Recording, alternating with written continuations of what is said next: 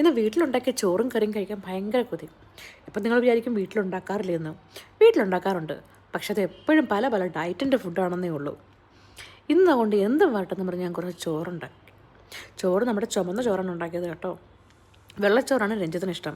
വെള്ളച്ചോറ് നമ്മുടെ നാട്ടിലെ പോലെ വണ്ണമുള്ള വെള്ളച്ചോറല്ല. ഇവിടെ ബാംഗ്ലൂരിൽ കിട്ടുന്ന കന്നഡക്കാരും തമിഴ്മാരും കഴിക്കുന്ന വെള്ള ഇല്ലേ, അത് തന്നെ. എനിക്കത് അത്ര വലിയ ഇഷ്ടമല്ല.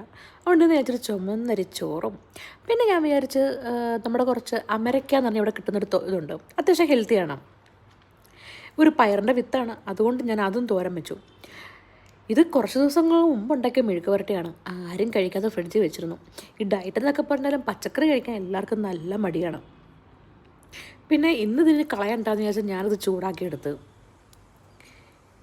പിന്നെ ഇന്ന് ഞാൻ എന്താണ് ഈ കൊതി വരാൻ കാരണമെന്ന് ചോദിച്ചു കഴിഞ്ഞാൽ എനിക്ക് കുറച്ച് മീൻ കിട്ടി. മീൻ എന്ന് വെച്ച് കഴിഞ്ഞാൽ വെറും മീനല്ല, മത്തി, മൈ ഫേവറേറ്റ് മീൻ.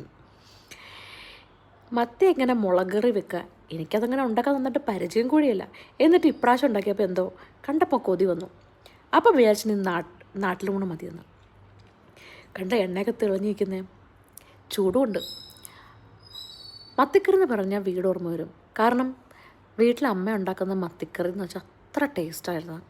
ആ മത്തിക്കറിയും ചോറും മോരുകറിയും പിന്നെ ഒരു ക്യാരറ്റ് മെഴുക്കുവരട്ടി അത്രയും മതിയായിരുന്നു. ഈ മത്തിക്ക് കുറച്ച് പരിഞ്ഞിലൊക്കെ ഉണ്ടായിരുന്നു. പരിഞ്ഞിൽ ഞങ്ങൾ പറയും, നിങ്ങളുടെ നാട്ടിൽ എന്ത് പറഞ്ഞില്ല, മീനിൻ്റെ മുട്ടയാണ്. ഇതിന് നല്ല ടേസ്റ്റാണ്. പക്ഷെ എന്ത് ചെയ്യാനാ, ഒരു കഴിക്കുമ്പോഴുള്ളത് അത് കിട്ടത്തുള്ളൂ. അത് ഞാൻ കുറച്ച് തേങ്ങയും ചുമന്നുള്ളിയും കറിവേപ്പിലൊക്കെ ഇട്ടൊന്ന് മുളക് പൊടിയൊക്കെ ഉപ്പുമൊക്കെ ഇട്ടൊന്ന് വഴറ്റി ഒരു മുട്ടത്തോരൻ പോലെ ആക്കി വെച്ചിട്ടുണ്ട്. ഇത് കണ്ടു കഴിയുമ്പോൾ രഞ്ജിത്തിന് അത്തും മതി. പക്ഷെ എന്ത് ചെയ്യാനാ, രണ്ടുപേരുടെ വയറ് നിറയണമല്ലോ. ഒരു മീൻ വറുത്തതും ഉണ്ട്. എല്ലാ മീനും കറി വെക്കാൻ തോന്നിയില്ല. മീൻ വറുത്തതിനാണ് ഇവിടെ ഏറ്റവും കൂടുതൽ ആൾക്കാർ ക്യൂ നിൽക്കുന്നത്.